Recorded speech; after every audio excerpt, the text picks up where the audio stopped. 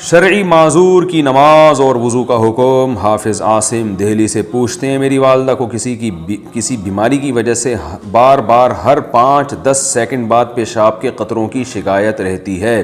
وہ نماز کیسے ادا کریں گی اور وضو کا کیا حکم ہوگا؟ یہ بہت اہم مسئلہ ہے کہ جس کو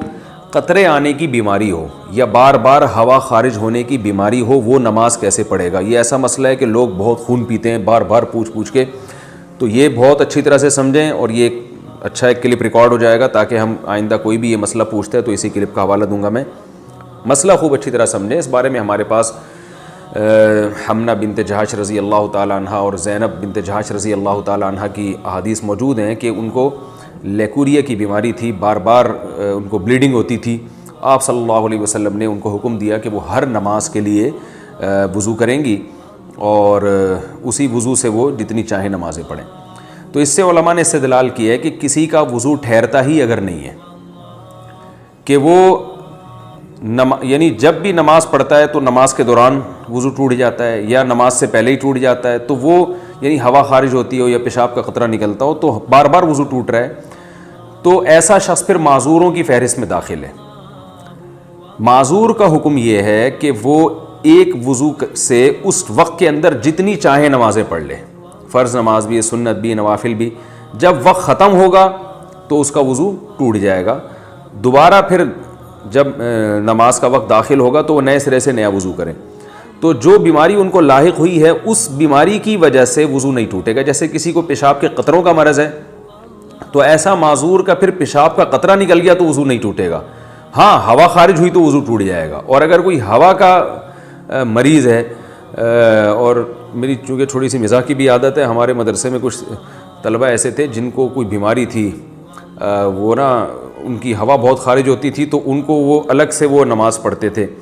تو ہم نے مذاق میں ان کا نام رکھا ہوا تھا کہ یہ پاک فضائیہ انہوں نے جوائن کر لی ہے، ٹھیک ہے نا۔ تو جو بھی اس قسم کے معذور تھے نا، ہم ان کو یہی ایک وہ تانا دیا کرتے، تانا تو نہیں، ایک مزاح کرتے تھے کہ آپ جماعت سے نماز نہیں پڑھ رہے، آپ الگ نماز پڑھ رہے ہو تو خیریت؟ تو کہتا تھا یار میں بھی پاک فضائیہ میں آ گیا ہوں۔ تو یہ مزاح ہوتا تھا ان کے ساتھ، اس کو مزاح ہی سمجھیں، کچھ اور نہ سمجھیں۔ تو ہوا بار بار خارج ہوتی ہے، ایک تو پاک فضائیہ وہ ہے جو واقعی پاک فضائیہ ہے، جو ایئر فورس ہے ہماری، وہ تو ہمارے لیے قابل فخر ہے۔ یہ فضائیہ سے مراد وہ والی فضا نہیں ہے، یہ کوئی اور والی فضا مراد ہے اس سے۔ تو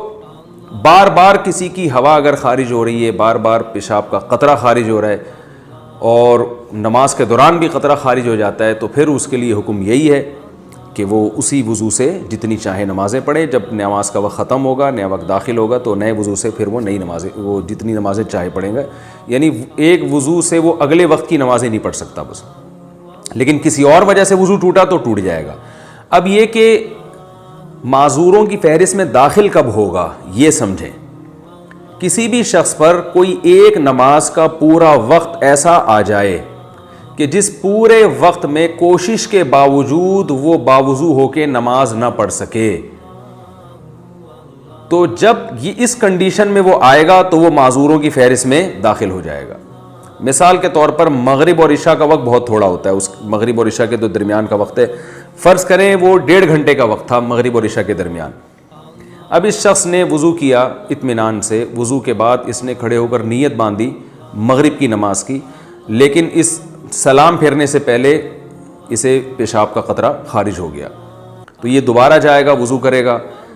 ٹھیک ہے نا۔ پھر دوبارہ جب نماز کی نیت باندھتا ہے تو اسے پتہ ہے کہ میں سلام پھیرنے سے پہلے پھر قطرہ خارج ہو جائے گا، یا پتہ تو نہیں ہے لیکن عملاً ایسا ہو گیا، تو پورا ٹائم اس کو ٹائم نہیں مل رہا کہ وضو کر کے نماز پڑھ سکے۔ تو جب بھی ایک دفعہ ایسا ہوگا تو ایک دفعہ ایسے ہونے کے بعد شریعت اس پہ معذور ہونے کا حکم لگا دے گی۔ یہ معذور کا مطلب بھائی یہ وضو کر کے نماز پڑھ ہی نہیں سکتا،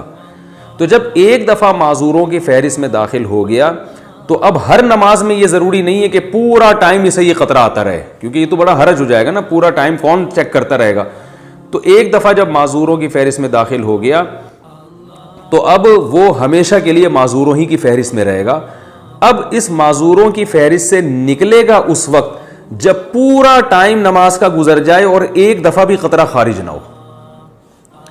یعنی آپ یوں سمجھ لیں کہ مغرب سے عشاء کے دوران اس نے تجربہ کر کے دیکھا کہ بھئی میں پورا ٹائم گزرتا ہے نماز نہیں پڑھ پاتا میں، اور وہ قطرہ خارج ہو جاتا ہے، تو یہ نوٹ کر لے کہ بھئی میں معذوروں کی فہرست میں داخل ہو گیا۔ اب عشاء کی نماز کا جب وقت داخل ہوگا تو یہ ایک دفعہ وضو کرے.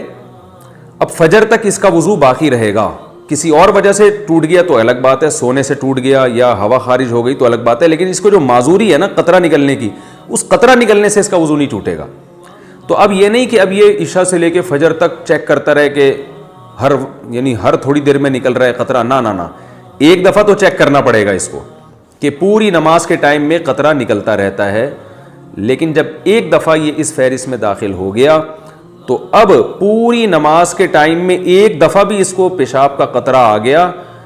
تو یہ معذور ہی رہے گا. یعنی معذور کی فہرست میں داخل ہونا تو مشکل ہے, داخل رہنا مشکل نہیں ہے. یہ خوب اچھی طرح سمجھیں, جب داخل ہو گیا تو اب داخل ہی رہے گا. اب یہ صحت مند لوگوں کے حکم میں اس وقت آئے گا جب پوری نماز کا ٹائم گزر جائے اور ایک دفعہ بھی اسے قطرہ خارج نہ ہو, تو ہم کہیں گے اب یہ ٹھیک ہو گیا ہے, کیونکہ پوری نماز کے ٹائم میں ایک دفعہ بھی قطرہ خارج نہیں ہوا. تو جب ٹھیک ہو جائے گا پھر یہ عام لوگوں کے حکم میں آ جائے گا کہ جیسے عام لوگ پراپر طریقے سے وضو کرتے ہیں اور قطرہ خارج ہونے سے ان کا وضو ٹوٹتا ہے تو اس کا بھی وضو ٹوٹ جائے گا. امید ہے انشاءاللہ سمجھ میں آ گیا ہوگا یہ مسئلہ.